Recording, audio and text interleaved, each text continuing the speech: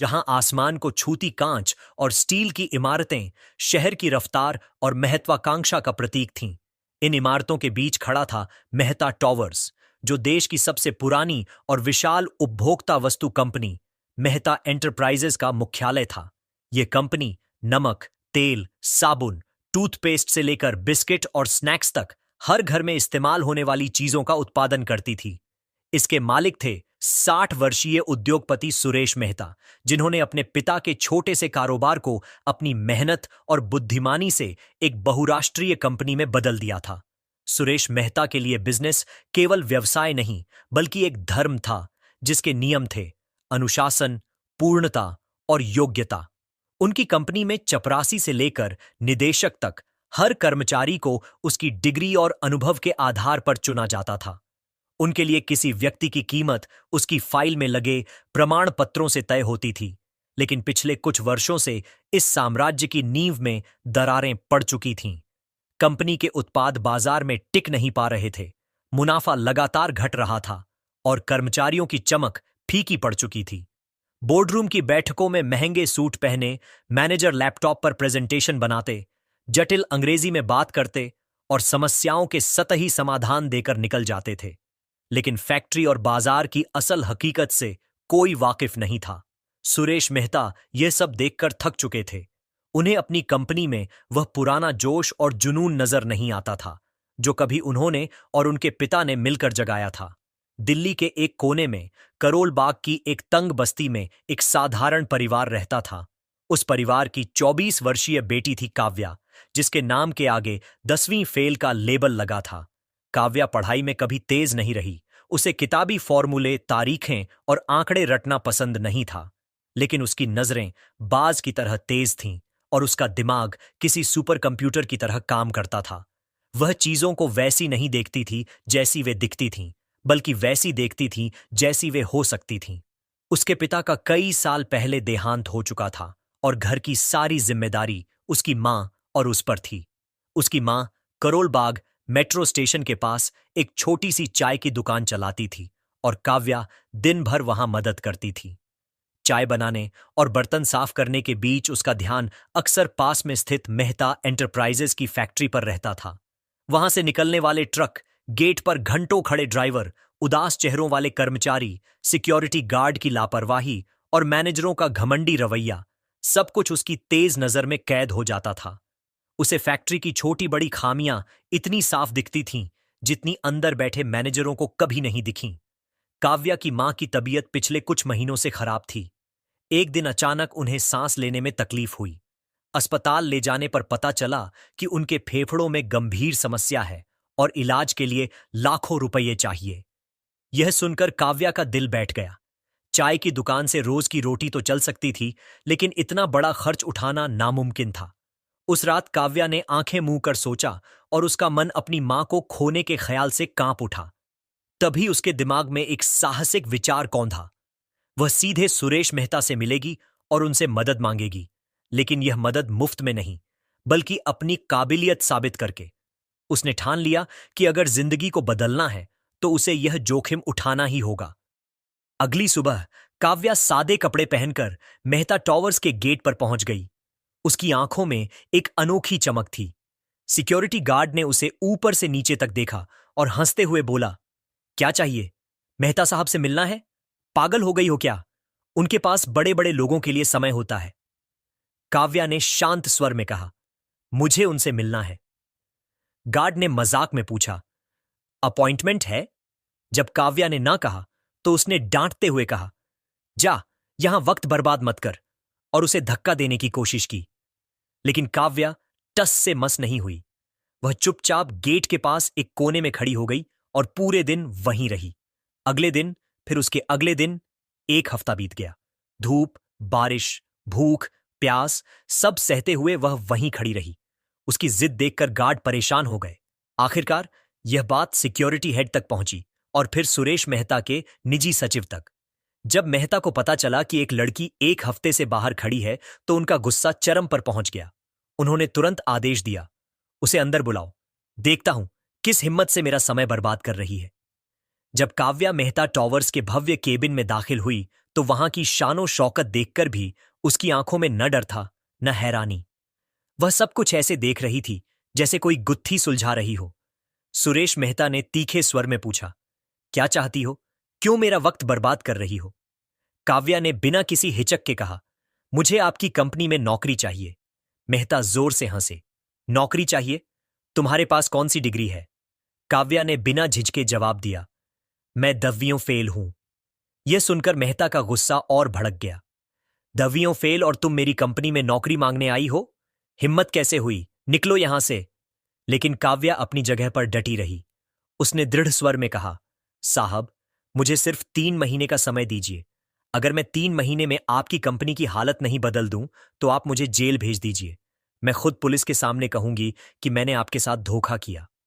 सुरेश मेहता स्तब्ध रह गए। उन्होंने अपने जीवन में ऐसा दुस्साहसी प्रस्ताव कभी नहीं सुना था। एक साधारण 10वीं फेल लड़की उनकी अरबों की कंपनी का नक्शा बदलने की बात कर रही थी और बदले में अपनी आजादी दांव पर लगा रही थी। उन्हें लगा कि यह लड़की या तो पूरी तरह सनकी है या इसमें कुछ असाधारण है। उन्होंने कड़क स्वर में पूछा, तुम्हें ऐसा क्यों लगता है कि तुम वो कर सकती हो जो मेरे करोड़ों की सैलरी वाले मैनेजर नहीं कर पा रहे? काव्या ने आत्मविश्वास के साथ जवाब दिया, क्योंकि आपके मैनेजर आपकी कंपनी को ऊपर से देखते हैं और मैं उसे नीचे से देखती हूं। मैं जानती हूं कि आपकी फैक्ट्री के गेट नंबर 2 से हर दिन हजारों लीटर डीजल चोरी होता है, क्योंकि वहां का गार्ड ड्राइवरों से मिला हुआ है। आपके साबुन के गोदाम में हर महीने लाखों का नुकसान होता है, क्योंकि पैकिंग खराब है और कोई ध्यान नहीं देता। आपका सबसे ज्यादा बिकने वाला ब्रांड रीगल बिस्किट अब बाजार में इसलिए नहीं बिक रहा क्योंकि प्रतियोगी कम दाम में बेहतर स्वाद दे रहे हैं और आपके मैनेजरों ने आपको यह कभी नहीं बताया क्योंकि वे अपनी कुर्सी बचाने में व्यस्त हैं। काव्या की बातें इतनी सटीक थीं कि मेहता अवाक रह गए। ये वही सच्चाई थी जो उन तक कभी नहीं पहुंची थी। उन्हें काव्या की आंखों में एक जुनून दिखा, वही जुनून जिसकी तलाश उन्हें सालों से थी। शायद उन्हें अपने शुरुआती दिन याद आ गए जब उन्होंने भी डिग्री नहीं बल्कि जुनून के दम पर शुरुआत की थी। उन्होंने गहरी सांस ली और एक ऐसा फैसला लिया जिसने उनके बोर्ड और मैनेजरों को चौंका दिया। ठीक है, उन्होंने कहा, मैं तुम्हें 3 महीने का समय देता हूं। तुम्हारी तनख्वाह होगी 18,000 रुपए महीना। कोई पद नहीं, कोई ऑफिस नहीं, तुम सिर्फ एक ऑब्जर्वर होगी। कंपनी में कहीं भी जा सकती हो, किसी से भी बात कर सकती हो, लेकिन शर्त वही है, अगर 3 महीने में तुमने कुछ ऐसा नहीं किया जिससे कंपनी को फायदा हो तो मैं तुम्हें सचमुच जेल भेज दूंगा। काव्या के चेहरे पर आत्मविश्वास भरी मुस्कान आई। मंजूर है साहब, उसने कहा। जब काव्या ने मेहता एंटरप्राइजेज में अपनी पहली सुबह बिताई तो उसे साफ महसूस हुआ कि बाहर की चमक दमक के पीछे कितना खोखलापन छिपा है। ऑफिस की 7वीं मंजिल पर मार्बल के फर्श के बीच महंगे सूट वाले मैनेजर एक दूसरे से मुस्कुराकर हाथ मिलाते थे, लेकिन उनकी आंखों में असुरक्षा और डर साफ दिखता था। वे किसी के लिए काम नहीं कर रहे थे, बल्कि किसी अनदेखी जंजीर में बंधे थे। दूसरी तरफ नीचे फैक्ट्री फ्लोर पर मजदूर धूल, पसीने और शोर के बीच पुरानी मशीनों से जूझ रहे थे। उनके चेहरों पर थकान और बेबसी का बोझ साफ दिखता था। काव्या ने फैसला किया कि उसे अपने 3 महीने यहीं से शुरू करने होंगे, क्योंकि किसी भी साम्राज्य की असली ताकत उसकी नींव होती है और मेहता एंटरप्राइजेज की नींव यही फैक्ट्री थी। उसने मजदूरों के बीच बैठना शुरू किया, उनके साथ खाना खाया, उनकी समस्याएं सुनी। उसने पाया कि मशीनें इतनी पुरानी हैं कि हर घंटे में 25 मिनट खराबी की वजह से उत्पादन रुक जाता है, लेकिन मैनेजरों की रिपोर्ट में सब कुछ सामान्य दिखाया जाता है ताकि ऊपर गड़बड़ का इल्जाम उन पर न आए। मजदूरों ने बताया कि सालों से नई मशीनें नहीं खरीदी गईं, हालांकि बजट में हर साल इसके लिए पैसा दिखाया जाता है, यानी बीच में कोई गड़बड़ है। काव्या ने यह भी देखा कि गार्ड ट्रकों की जांच सिर्फ औपचारिकता के लिए करते थे। एक दिन उसने अपनी आंखों से देखा कि 4 ट्रक भरे हुए बाहर जा रहे थे और गार्ड ने बिना रजिस्टर में एंट्री किए उन्हें जाने दिया। उसने ड्राइवरों से बात करने की कोशिश की तो वे डरकर भाग गए। उसे समझ आ गया कि चोरी संगठित तरीके से हो रही है। यह सिर्फ गार्ड और ड्राइवरों की चालाकी नहीं, बल्कि अंदर के लोगों की मिलीभगत थी। काव्या का अगला कदम था बाजार में जाकर हकीकत जानना। वह सादे कपड़े पहनकर चांदनी चौक की तंग गलियों में गई, जहां छोटे छोटे किराना दुकानदार बैठे थे। उसने उनसे पूछा कि वे मेहता एंटरप्राइजेज का रीगल बिस्किट क्यों नहीं रखते। एक दुकानदार ने हंसकर कहा, बीबी इसे कौन लेगा, 18 रुपए का पैकेट है और स्वाद भी पुराना। लोग अब सस्ते में बेहतर क्वालिटी चाहते हैं। आजकल वर्मा बेकरी का 12 रुपए वाला पैकेट बिक रहा है, स्वाद अच्छा, मुनाफा भी। काव्या ने कई दुकानदारों से बात की और सब ने यही कहा। उसने एक एक पैकेट खरीदा और घर जाकर उनकी तुलना की। सचमुच मेहता का बिस्किट बेस्वाद और महंगा था, जबकि नए ब्रांड सस्ते और स्वादिष्ट थे। उसे समझ आ गया कि कंपनी की लड़ाई अब सिर्फ नाम के भरोसे नहीं लड़ी जा सकती। उत्पाद की क्वालिटी सुधारना और कीमत कम करना ही एकमात्र रास्ता था। लेकिन यह सब कहना जितना आसान था, करना उतना मुश्किल। कंपनी के बोर्डरूम में बैठे लोग हर चीज को आंकड़ों और चार्ट में देखते थे। जब काव्या पहली बार बोर्ड मीटिंग में गई तो वहां मौजूद बड़े अधिकारियों ने उसकी तरफ देखा भी नहीं। किसी ने ताना मारा, ये कौन है? साधारण कपड़े पहनकर मीटिंग में घुस गई। किसी ने धीरे से हंसी उड़ाई, लेकिन सुरेश मेहता ने सबको चुप कराते हुए कहा, यह हमारी ऑब्जर्वर है, जो चाहे कह सकती है। काव्या ने बिना डरे अपनी बात रखी। उसने चोरी, मशीनों की खराब हालत और बिस्किट की सच्चाई सबके सामने रख दी, लेकिन ज्यादातर अधिकारियों ने उसे नजरअंदाज कर दिया। किसी ने कहा, ये सब छोटी मोटी बातें हैं, इससे कंपनी का भविष्य नहीं बदलता। किसी ने कहा, हमारे पास ब्रांड का नाम है, लोग हमेशा खरीदेंगे। और किसी ने सीधे कहा, साहब आप इस लड़की को क्यों गंभीरता से ले रहे हैं? इसके पास न डिग्री है न अनुभव। काव्या ने गुस्से को काबू में करते हुए कहा, डिग्री नहीं है, लेकिन नजर है, और नजर झूठ नहीं बोलती। यह सुनकर कमरा कुछ पल के लिए खामोश हो गया। अगले कुछ हफ्तों में काव्या ने अपना काम करने का तरीका ढूंढ लिया। उसने तय किया कि वह सिर्फ समस्याएं नहीं बताएगी, बल्कि उनका छोटा सा हल निकाल कर दिखाएगी। उसने मजदूरों के साथ मिलकर मशीनों की छोटी मोटी मरम्मत शुरू करवाई। पुराने स्क्रैप से पार्ट्स निकालकर मशीनें फिर से चालू कीं। मजदूरों को पहली बार लगा कि कोई उनकी बात सुन रहा है। उनकी आंखों में आत्मविश्वास लौटने लगा।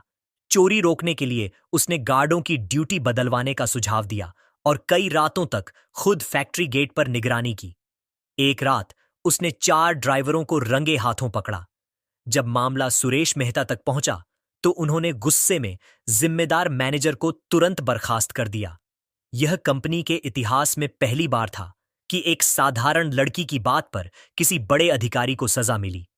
इस घटना ने मजदूरों और छोटे कर्मचारियों के बीच काव्या की इज्जत बढ़ा दी। इसके बाद काव्या ने मार्केटिंग टीम में जाकर नया रिसर्च शुरू किया। उसने छोटे छोटे दुकानदारों के वीडियो इंटरव्यू रिकॉर्ड किए और उन्हें बोर्ड मीटिंग में दिखाया। जब अधिकारियों ने आम लोगों को कैमरे पर कहते सुना कि मेहता एंटरप्राइजेज के उत्पाद अब पुराने हो चुके हैं, तो उनके चेहरे लटक गए। ये सब देखकर सुरेश मेहता के भीतर भी हलचल हुई।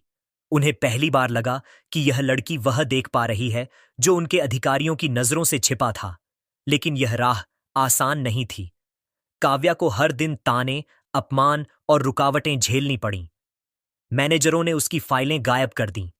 फैक्ट्री में मजदूरों को डराया गया कि काव्या से ज्यादा बात न करें। यहां तक कि एक बार उसे धमकी भरा नोट मिला जिसमें लिखा था, ज्यादा होशियारी मत दिखा वरना पछताएगी। लेकिन काव्या नहीं रुकी। उसने अपनी मां की तस्वीर अपने बैग में रखी और जब भी डर लगता उसे देखकर खुद से कहती, मुझे रुकना नहीं है। उसका आत्मविश्वास उसकी सबसे बड़ी ताकत था। धीरे धीरे नतीजे सामने आने लगे। मशीनों की मरम्मत से उत्पादन 25% बढ़ गया। चोरी रुकने से लाखों की बचत हुई। मजदूरों में नया जोश लौटा। सबसे बड़ा बदलाव तब आया जब छोटे दुकानदार फिर से मेहता एंटरप्राइजेज के बिस्किट रखने लगे। काव्या के सुझाव पर कंपनी ने कीमत कम की और स्वाद सुधार कर एक नया पैकेट लॉन्च किया, जिसका नाम रखा गया नव्या रीगल। यह बाजार में आते ही हिट हो गया। दुकानदारों ने कहा, अब लोग फिर से पूछ रहे हैं। बोर्डरूम में बैठे वे अधिकारी जो कभी काव्या का मजाक उड़ाते थे, अब चुपचाप उसकी बातें सुनने लगे। सुरेश मेहता हर रात अपने ऑफिस में देर तक बैठकर सोचते। उन्हें लगने लगा कि यह लड़की न सिर्फ उनकी कंपनी बल्कि उनके सोचने के तरीके को भी बदल रही है। लेकिन उनके भीतर का अहंकार अब भी बाधा बन रहा था। वे मानने को तैयार नहीं थे कि एक दवीं फेल लड़की वह कर सकती है जो उनके पढ़े लिखे मैनेजर नहीं कर पाए।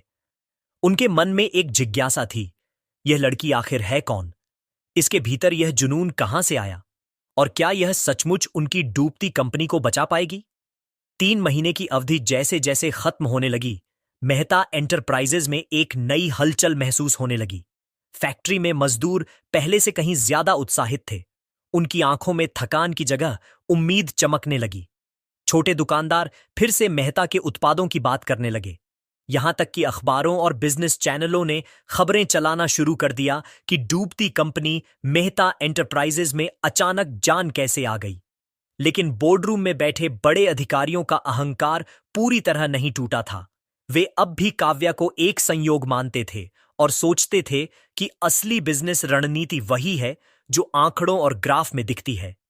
3 महीने के आखिरी हफ्ते में सुरेश मेहता ने काव्या को अपने केबिन में बुलाया और गंभीर स्वर में कहा, देखो, तुमने जो छोटे मोटे बदलाव किए उससे कुछ फर्क पड़ा है, लेकिन यह स्थायी नहीं है। असली बदलाव तब होगा जब कंपनी लंबे समय तक मुनाफा कमाएगी, और वह तुम्हारी बातों से नहीं, बड़े फैसलों से होगा। काव्या ने मुस्कुराकर कहा, बिल्कुल साहब, और वही मैं आपको दिखाने वाली हूं। मेरे पास एक आखिरी प्लान है। उसने मेहता को बताया कि कंपनी की सबसे बड़ी कमजोरी उसकी डिस्ट्रीब्यूशन चेन है। गोदामों में करोड़ों का माल पड़ा रहता है, लेकिन दुकानों तक समय पर नहीं पहुंचता। ड्राइवर और मैनेजर मिलकर रिश्वत लेकर डिलीवरी रोकते हैं, जिससे प्रतियोगियों को फायदा मिलता है। अगर यह सिस्टम सुधर जाए तो कंपनी का रक्त प्रवाह फिर से तेज हो जाएगा। काव्या ने फैक्ट्री से दुकानदार तक का सीधा नेटवर्क बनाने का प्रस्ताव दिया। उसने बिचौलियों को हटाकर स्थानीय ट्रांसपोर्टरों से सीधी डील की। मजदूरों की मदद से उसने एक मोबाइल ऐप डिजाइन करवाया, जिसमें हर ट्रक की लोकेशन रियल टाइम दिखती थी और दुकानदार सीधे ऐप से ऑर्डर कर सकते थे। यह सब उसने किसी बड़ी टेक कंपनी की मदद से नहीं, बल्कि पास के पॉलिटेक्निक कॉलेज के कुछ छात्रों को बुलाकर करवाया, जिनके लिए यह एक प्रोजेक्ट था। उनकी मेहनत और काव्या की लगन से सिस्टम कुछ ही दिनों में चालू हो गया। जब यह सिस्टम चला तो परिणाम हैरान करने वाले थे। पहले जहां सामान दुकानों तक पहुंचने में 6 दिन लगते थे, अब 2 दिन में पहुंचने लगा। दुकानदार खुश हुए, बिक्री 4 गुना बढ़ गई और कंपनी का कैश फ्लो सुधर गया। जब यह रिपोर्ट बोर्ड मीटिंग में पेश हुई तो सारे मैनेजर दंग रह गए। उन्होंने पहली बार महसूस किया कि यह लड़की कोई चमत्कार नहीं, बल्कि असली काम कर रही है। सुरेश मेहता की आंखों में भी हल्की चमक आई, लेकिन उनका अहंकार अब भी रास्ते में था। उन्होंने सख्त स्वर में कहा, ठीक है, तुमने 3 महीने में अच्छा काम किया, लेकिन यह मत समझो कि तुमने कंपनी को बदल दिया। यह सब अस्थायी है। असली इम्तिहान तो आने वाले सालों में होगा। काव्या ने शांति से जवाब दिया, साहब, आप सही कह रहे हैं, लेकिन मैंने साबित कर दिया कि डिग्री या ओहदा नहीं, बल्कि इरादा और मेहनत फर्क लाती है। आपने मुझे 3 महीने का मौका दिया और आज आपकी कंपनी फिर से खड़ी है। अब फैसला आपका है कि आप मुझे बाहर करेंगे या आगे बढ़ने देंगे। मीटिंग खत्म होने के बाद सुरेश मेहता देर रात तक अपने केबिन में अकेले बैठे रहे। खिड़की से बाहर दिल्ली की चमकती रोशनी को देखते हुए उन्हें अपने पुराने दिन याद आए, जब उन्होंने बिना किसी डिग्री के सिर्फ जिद और मेहनत से कंपनी की नींव रखी थी। उन्हें महसूस हुआ कि वही जिद आज इस लड़की में जिंदा है। जिस अहंकार ने उन्हें जकड़ रखा था, वही उनकी कंपनी को डुबो रहा था।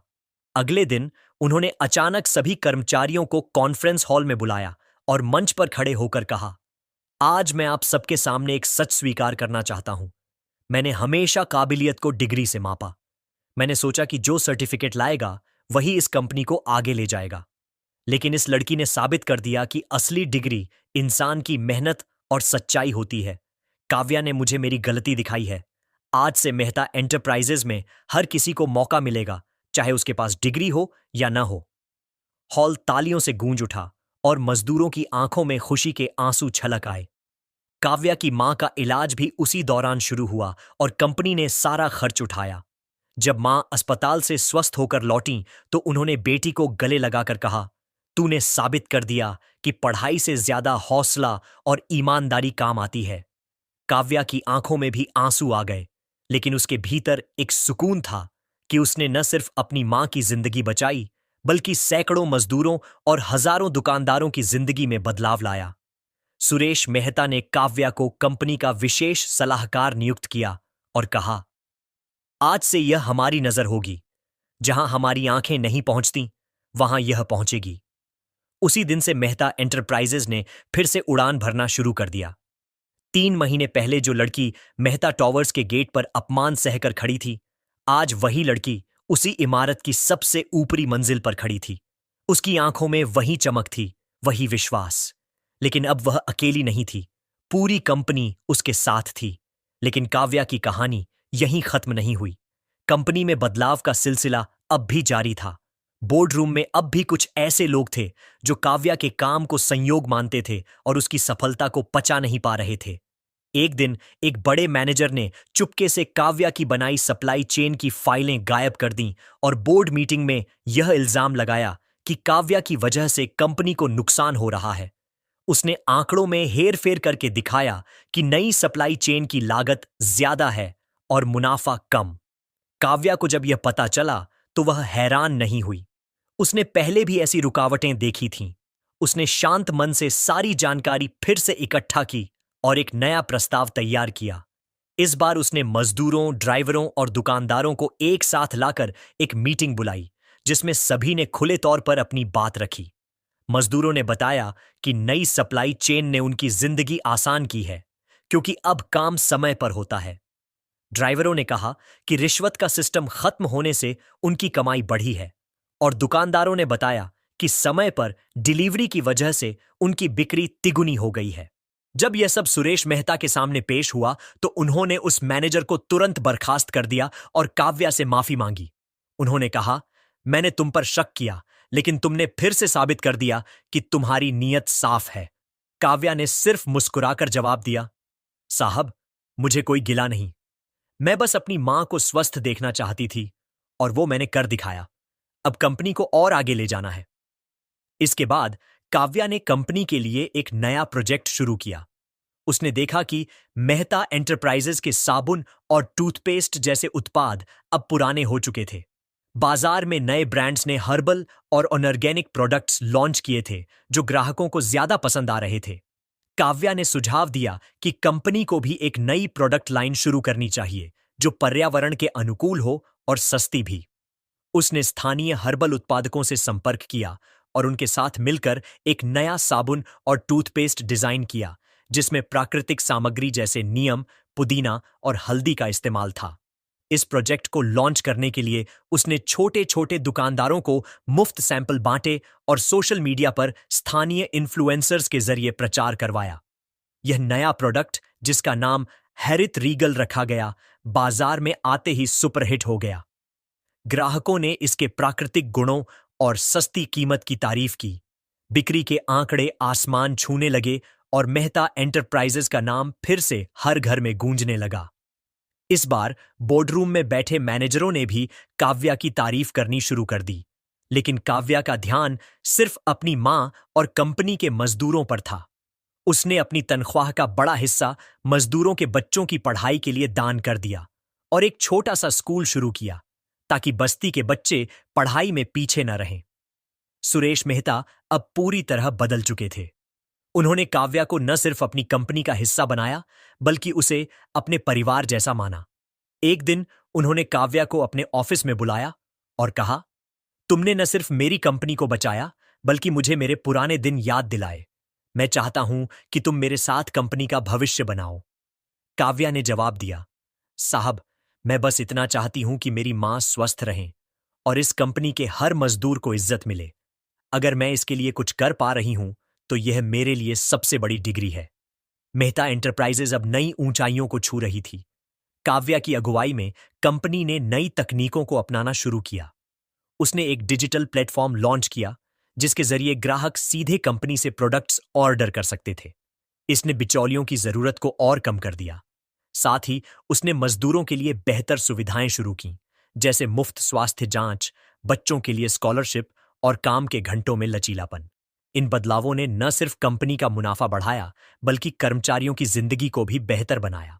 लेकिन काव्या की चुनौतियां अभी खत्म नहीं हुई थीं। बाजार में प्रतियोगिता बढ़ रही थी। एक नई कंपनी, शर्मा प्रोडक्ट्स, ने सस्ते दामों पर समान प्रोडक्ट्स लॉन्च किए और मेहता एंटरप्राइजेज के ग्राहकों को लुभाने की कोशिश शुरू कर दी। काव्या को पता था कि यह सिर्फ कीमतों की लड़ाई नहीं है, बल्कि ग्राहकों का भरोसा जीतने की जंग है। उसने फैसला किया कि वह मेहता एंटरप्राइजेज को सिर्फ एक प्रोडक्ट कंपनी नहीं, बल्कि एक ऐसा ब्रांड बनाएगी जो लोगों के दिलों में बसे। इसके लिए उसने एक नई रणनीति बनाई। कंपनी हर महीने अपने मुनाफे का एक हिस्सा सामाजिक कार्यों में लगाएगी, जैसे गांवों में साफ पानी की व्यवस्था और स्कूलों में किताबें बांटना। इस कदम ने लोगों का ध्यान खींचा और मेहता एंटरप्राइजेज का नाम एक भरोसेमंद ब्रांड के रूप में उभरने लगा। एक दिन जब काव्या फैक्ट्री में मजदूरों के साथ काम कर रही थी, उसे एक पत्र मिला। यह एक अंतर्राष्ट्रीय बिजनेस मैगजीन से था, जिसमें उसे उभरती हुई बिजनेस लीडर के रूप में चुना गया था। पत्र में लिखा था कि उसकी कहानी लाखों लोगों को प्रेरित कर रही है। काव्या ने पत्र पढ़ा और मुस्कुराकर उसे अपने बैग में रख लिया। उसने सोचा, मेरे लिए सबसे बड़ा पुरस्कार मेरी मां की मुस्कान और मजदूरों की खुशी है। लेकिन यह खबर जब सुरेश मेहता तक पहुंची, तो उन्होंने पूरे स्टाफ के सामने काव्या की तारीफ की और कहा, यह लड़की हमारी कंपनी का भविष्य है। काव्या की कहानी अब पूरे शहर में फैल चुकी थी। करोल बाग की तंग गलियों से लेकर मेहता टॉवर्स की ऊंची मंजिलों तक हर कोई उसकी हिम्मत और मेहनत की बात कर रहा था। लेकिन काव्या के लिए यह सिर्फ शुरुआत थी। उसे पता था कि अभी और भी बहुत कुछ करना बाकी है। कंपनी को नई ऊंचाइयों तक ले जाना, मजदूरों को और बेहतर जिंदगी देना और अपनी मां के चेहरे पर हमेशा मुस्कान रखना, ये उसके अगले लक्ष्य थे। और वह जानती थी कि उसके पास इसके लिए न डिग्री है, न बड़ा ओहदा, बस एक जुनून है जो उसे हर मुश्किल से पार ले जाएगा। काव्या की नई चुनौती अब सामने थी। शर्मा प्रोडक्ट्स ने न केवल सस्ते दामों पर प्रोडक्ट्स लॉन्च किए थे, बल्कि उन्होंने मेहता एंटरप्राइजेज के कुछ पुराने ग्राहकों को अपने साथ जोड़ने की कोशिश शुरू कर दी थी। उन्होंने बाजार में आक्रामक मार्केटिंग शुरू की, जिसमें मेहता के उत्पादों को पुराने और बेस्वाद बताकर अपनी नई रेंज को बढ़ावा दिया जा रहा था। काव्या को यह बात पता चली तो उसने तुरंत एक नया प्लान बनाया। उसने फैसला किया कि मेहता एंटरप्राइजेज को अब सिर्फ प्रोडक्ट्स की नहीं, बल्कि ग्राहकों के साथ रिश्ते बनाने की जरूरत है। उसने एक कैंपेन शुरू किया जिसका नाम था मेहता आपके साथ। इस कैंपेन के तहत कंपनी ने छोटे छोटे शहरों और कस्बों में मुफ्त प्रोडक्ट सैंपल बांटने शुरू किए। साथ ही काव्या ने स्थानीय समुदायों के साथ मिलकर छोटे छोटे मेलों का आयोजन किया, जहां मेहता के उत्पादों की गुणवत्ता और उनके सामाजिक कार्यों की जानकारी दी जाती थी। इन मेलों में काव्या खुद मौजूद रहती थी। वह दुकानदारों और ग्राहकों से सीधे बात करती, उनकी शिकायतें सुनती और उनके सुझाव नोट करती। उसने देखा कि लोग मेहता के प्रोडक्ट से अब भी जुड़े हुए थे, लेकिन उन्हें कुछ नया चाहिए था। काव्या ने इस फीडबैक को गंभीरता से लिया और एक नई प्रोडक्ट लाइन पर काम शुरू किया। इस बार उसने बच्चों के लिए एक खास बिस्किट डिजाइन किया, जिसमें प्राकृतिक मिठास और पोषक तत्वों का ध्यान रखा गया। इस बिस्किट का नाम रखा गया मेहता किड्स क्रंच। इसकी पैकेजिंग रंग बिरंगी थी और हर पैकेट के साथ एक छोटा सा खिलौना मुफ्त दिया जाता था। यह बच्चों और माता पिता दोनों को पसंद आया। इस नए प्रोडक्ट की लॉन्चिंग के लिए काव्या ने एक अनोखा तरीका अपनाया। उसने स्कूलों में मुफ्त वितरण शुरू किया और बच्चों को अपने प्रोडक्ट की कहानी बताने के लिए छोटे छोटे कार्टून वीडियो बनवाए। इन वीडियो में मेहता एंटरप्राइजेज की नींव की कहानी थी, कैसे एक छोटा सा कारोबार आज लाखों घरों तक पहुंच चुका था। इन वीडियो को सोशल मीडिया पर डाला गया और देखते ही देखते वे वायरल हो गए। बच्चों ने मेहता किड्स क्रंच को इतना पसंद किया कि दुकानदारों को बार बार ऑर्डर देने पड़े। इस कैंपेन ने न सिर्फ बिक्री बढ़ाई, बल्कि मेहता एंटरप्राइजेज को एक परिवार जैसा ब्रांड बना दिया। लेकिन शर्मा प्रोडक्ट्स ने हार नहीं मानी। उन्होंने मेहता के नए बिस्किट की नकल करने की कोशिश की और बाजार में एक सस्ता संस्करण लॉन्च किया। काव्या को यह बात पता चली तो उसने इसे एक मौके के रूप में देखा। उसने मेहता एंटरप्राइजेज के लिए एक नया स्लोगन बनाया, क्वालिटी जो भरोसा दे। उसने ग्राहकों को यह समझाने पर ध्यान दिया कि मेहता के प्रोडक्ट्स में सिर्फ स्वाद नहीं, बल्कि विश्वास और गुणवत्ता भी है। उसने कंपनी की वेबसाइट पर एक सेक्शन शुरू किया, जहां हर प्रोडक्ट की सामग्री और बनाने की प्रक्रिया की पूरी जानकारी दी जाती थी। यह पारदर्शिता ग्राहकों को बहुत पसंद आई। इसी बीच काव्या ने फैक्ट्री के मजदूरों के लिए एक नई पहल शुरू की। उसने देखा कि कई मजदूर अपने बच्चों को पढ़ाने में असमर्थ थे, क्योंकि उनकी कमाई का ज्यादातर हिस्सा रोजमर्रा के खर्चों में चला जाता था। काव्या ने कंपनी से एक प्रस्ताव रखा कि हर मजदूर के बच्चे को मुफ्त स्कूलिंग और किताबें दी जाए। इसके लिए उसने कंपनी के मुनाफे का एक छोटा हिस्सा अलग करने का सुझाव दिया। सुरेश मेहता ने इस प्रस्ताव को तुरंत मंजूर कर लिया। इस पहल ने न सिर्फ मजदूरों का भरोसा जीता, बल्कि कंपनी की छवि को और मजबूत किया। अखबारों और सोशल मीडिया पर मेहता एंटरप्राइजेज की इस सामाजिक जिम्मेदारी की खूब तारीफ हुई। लेकिन हर बार की तरह काव्या की राह में रुकावटें अभी भी थीं। बोर्डरूम में कुछ पुराने मैनेजर अब भी उसकी सफलता को हल्के में लेते थे। एक दिन एक सीनियर मैनेजर ने बोर्ड मीटिंग में काव्या के नए कैंपेन पर सवाल उठाया। उसने कहा, ये सारे सामाजिक कार्य और मुफ्त सैंपल बांटने से कंपनी का खर्च बढ़ रहा है। हमें मुनाफे पर ध्यान देना चाहिए, न कि लोगों को खुश करने पर।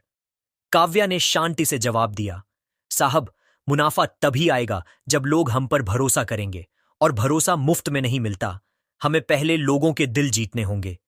उसने एक चार्ट दिखाया जिसमें दिखाया गया कि सामाजिक कार्यों और नए प्रोडक्ट्स की वजह से कंपनी की बिक्री में 40% की बढ़ोतरी हुई थी। यह देखकर मैनेजर चुप हो गया और बाकी बोर्ड मेंबर्स ने तालियां बजाईं। काव्या की मेहनत रंग ला रही थी, लेकिन वह जानती थी कि यह जंग अभी खत्म नहीं हुई थी। शर्मा प्रोडक्ट्स ने अब एक नया हथकंडा अपनाया। उन्होंने मेहता एंटरप्राइजेज के कुछ पुराने डीलर्स को ऊंचे कमीशन का लालच देकर अपने साथ जोड़ लिया। इससे मेहता के कुछ बाजारों में बिक्री कम होने लगी। काव्या ने इस चुनौती को भी स्वीकार किया। उसने डीलर्स के साथ एक मीटिंग बुलाई और उन्हें समझाया कि मेहता एंटरप्राइजेज सिर्फ एक कंपनी नहीं, बल्कि एक परिवार है।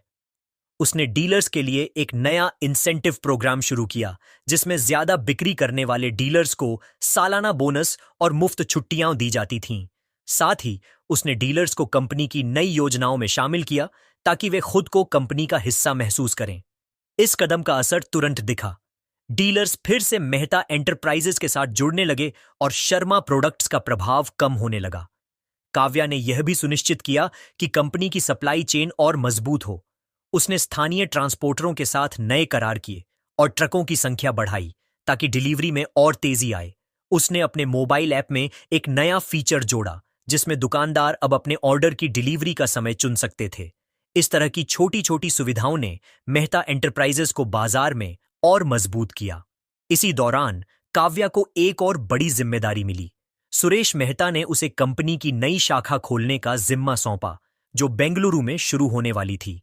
यह मेहता एंटरप्राइजेज का पहला बड़ा विस्तार था और काव्या के लिए यह एक नई चुनौती थी। उसने बेंगलुरु में एक छोटी सी टीम बनाई, जिसमें स्थानीय लोग शामिल थे जो बाजार को अच्छी तरह समझते थे। उसने वहां के छोटे दुकानदारों से संपर्क किया और उनकी जरूरतों के हिसाब से प्रोडक्ट्स डिजाइन किए। बेंगलुरु की शाखा ने पहले ही महीने में उम्मीद से ज्यादा मुनाफा कमाया और मेहता एंटरप्राइजेज का नाम दक्षिण भारत में भी गूंजने लगा। काव्या की सफलता अब देश भर में चर्चा का विषय बन चुकी थी। एक दिन उसे एक राष्ट्रीय बिजनेस अवार्ड के लिए नामांकित किया गया। अवार्ड समारोह में जब उसका नाम पुकारा गया, तो पूरा हॉल तालियों से गूंज उठा। काव्या ने मंच पर जाकर सिर्फ इतना कहा, यह अवार्ड मेरी मां और उन तमाम मजदूरों का है जिन्होंने मुझ पर भरोसा किया। मैंने सिर्फ वही किया जो सही था। उसकी बात सुनकर सुरेश मेहता की आंखें नम हो गईं। उन्हें एहसास हुआ कि काव्या ने न सिर्फ उनकी कंपनी को बचाया, बल्कि उनके जीवन को भी एक नया मकसद दिया। लेकिन काव्या के लिए यह अभी भी शुरुआत थी। उसे पता था कि बाजार की जंग कभी खत्म नहीं होती। शर्मा प्रोडक्ट्स ने अब एक नया प्रोडक्ट लॉन्च किया था, एक हर्बल डिटर्जेंट जो मेहता के साबुन और टूथपेस्ट की बिक्री को चुनौती दे रहा था।